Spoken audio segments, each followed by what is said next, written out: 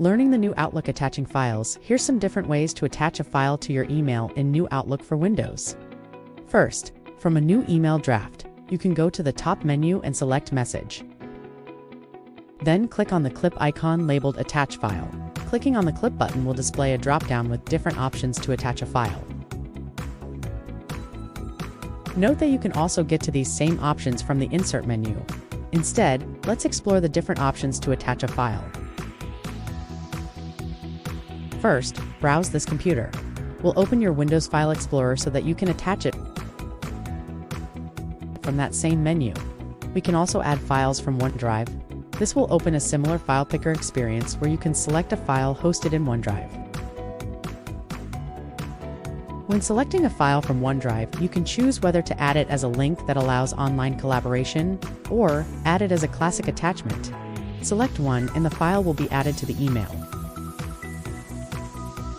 Next, we'll look at Upload and Share.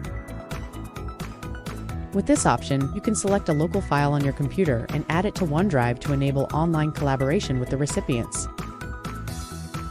Select a file from your Windows file system, then select the location in OneDrive where you wish to upload the file, and it will be added as a collaboration link to the email. Lastly, you can also quickly add files from a list of suggested files. These are files in OneDrive or SharePoint that you may have recently opened or interacted with. This list changes based on your activity. Select a file to add it as a collaborative link. As a bonus, you can also drag and drop files from within Outlook or from your Windows File Explorer. To do it within Outlook, simply drag a file from one email to the composed form of another email and drop it on the new email. Similarly, you can drag and drop a file from the Windows File Explorer into the email.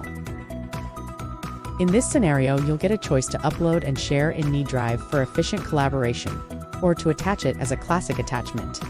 Thank you for watching us.